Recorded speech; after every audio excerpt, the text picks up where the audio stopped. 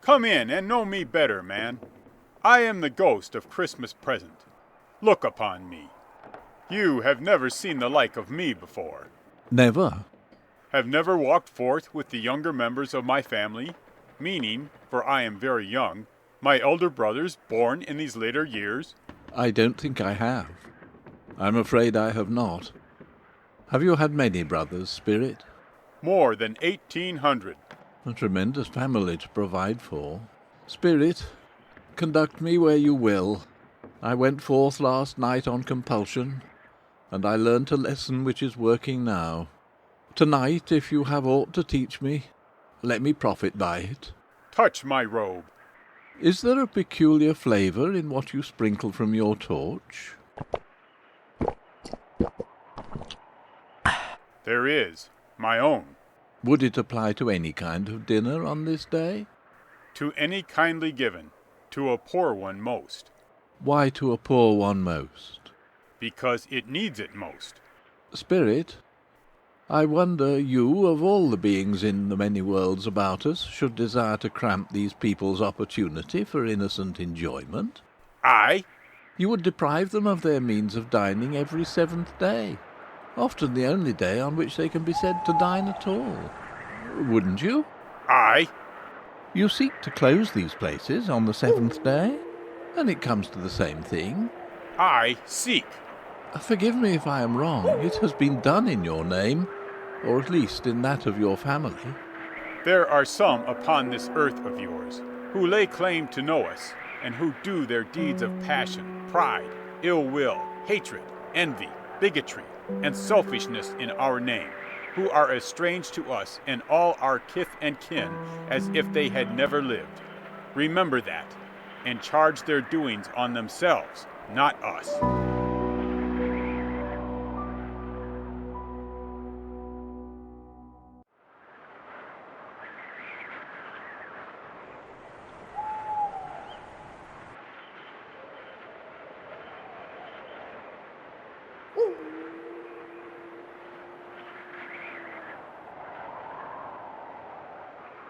What has ever got your precious father, then? And your brother, Tiny Tim? And Martha weren't as late last Christmas Day by half an hour. Here's Martha, Mother. Here's Martha, Mother.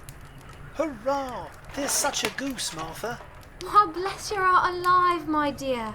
How late you are. We had a deal of work to finish up last night, and had to clear away this morning, Mother. Well, never mind, so long as you are come. Sit you down before the fire, my dear, and have a warm, Lord bless you.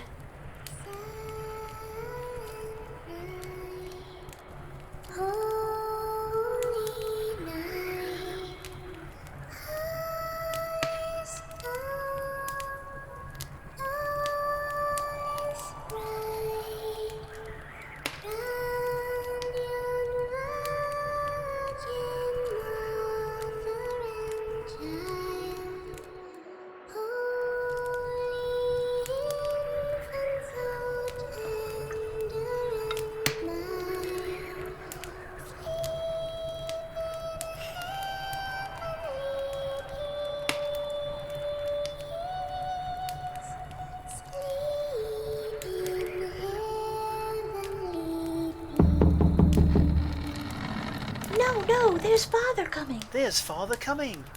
Hide, Martha, hide. Hide. What? Where's our Martha? Not coming. Not coming? Not coming upon Christmas Day? And how did little Tim behave? As good as gold, and better. Somehow he gets thoughtful sitting by himself so much, and Thinks the strangest things you ever heard. He told me coming home that he hoped the people saw him in the church because he was a cripple, and it might be pleasant to them to remember upon Christmas Day. He made lame beggars walk and blind men see.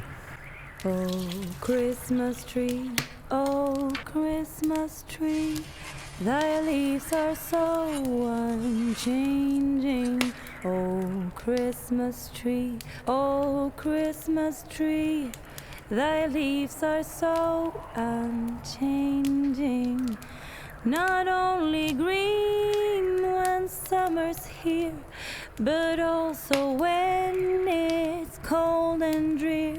Oh, Christmas tree, thy leaves are so unchanging. Oh, Christmas tree, such pleasure do you bring me. Oh, Christmas tree, such pleasure do you bring me. For every year this Christmas tree brings to us such joy and glee. Oh, Christmas tree, such pleasure do you bring me. A Merry Christmas to us all, my dears. God bless us. God bless us, everyone. Mr. Scrooge. I'll give you Mr. Scrooge, the founder of the feast. The founder of the feast, indeed. I wish I had him here. I'd give him a piece of my mind to feast upon, and I hope he'd have a good appetite for it. My dear, the children, Christmas Day. It should be Christmas Day, I'm sure, on which one drinks the health of such an odious, stingy, hard, unfeeling man as Mr. Scrooge. You know he is, Robert. Nobody knows it better than you do, poor fellow. My dear, Christmas Day. I'll drink his health for your sake, and the day's. Not for his. Long life to him. A Merry Christmas and a Happy New Year. He'll be very merry and very happy, I have no doubt. Spirit, tell me if Tiny Tim will live.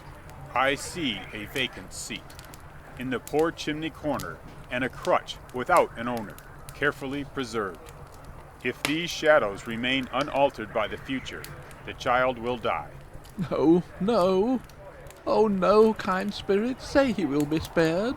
If these shadows remain unaltered by the future, none other of my race will find him here. What then? If he be like to die, he had better do it, and decrease the surplus population. Man, if man you be in heart, not adamant, forbear that wicked cant until you have discovered what the surplus is, and where it is. Will you decide what men shall live, what men shall die? It may be that in the sight of heaven you are more worthless and less fit to live than millions like this poor man's child. O God, to hear the insect on the leaf pronouncing on the too much life among his hungry brothers in the dust.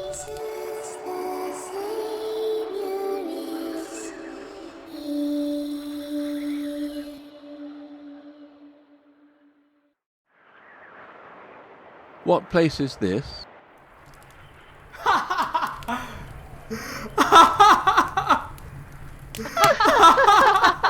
He said that Christmas was a humbug, as I live. He believed it too. More shame for him, Fred. He's a comical old fellow, that's the truth, and not so pleasant as he might be. However, his offences carry their own punishment, and I have nothing to say against him. I am sure he is very rich, Fred. At least you always tell me so. What of that, my dear? His wealth is of no use to him. He don't do any good with it. He don't make himself comfortable with it. He hasn't the satisfaction of thinking that he's ever going to benefit us with it. I have no patience with him. Oh, I have. I'm sorry for him. I couldn't be angry with him if I tried. Who suffers by his ill whims? Himself, always. Here, he takes it into his head to dislike us and won't come and dine with us. What's the consequence? You don't lose much of a dinner. Indeed, I think he loses a very good dinner. Well, I'm very glad to hear it, because I haven't great faith in these young housekeepers. What do you say, Topper? Do go on, Fred. He never finishes what he begins to say. He is such a ridiculous fellow.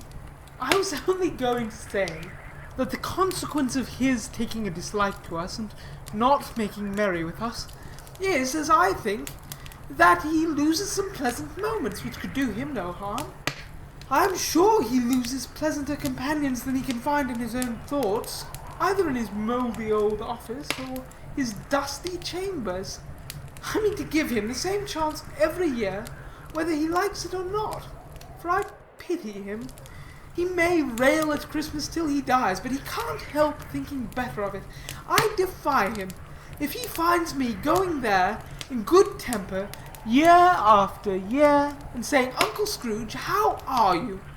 if it only puts him in the vein to leave his poor clerk £50, that's something.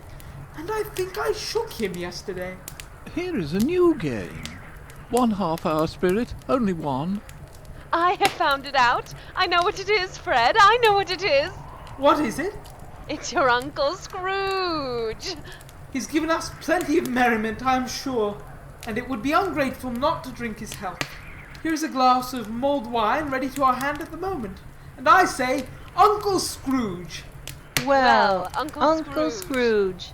A Merry Christmas and a Happy New Year to the old man, whatever he is. He wouldn't take it from me, but may he have it nevertheless. Uncle Scrooge! Are spirits' lives so short? My life upon this globe is very brief. It ends tonight. Tonight? Tonight at midnight. Hark, the time is drawing near.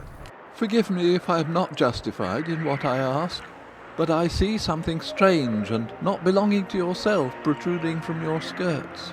Is it a foot or a claw? It might be a claw, for the flesh there is upon it. Look here. Oh man, look here. Look down here. Spirit, are they yours? They are man's, and they cling to me, appealing from their fathers. This boy is ignorance, this girl is want. Beware them both, and all of their degree, but most of all, beware this boy. For on his brow I see that written which is doom, unless the writing is erased. Deny it. Slander those who tell it ye.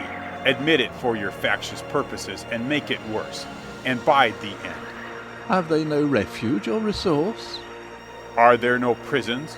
Are there no workhouses?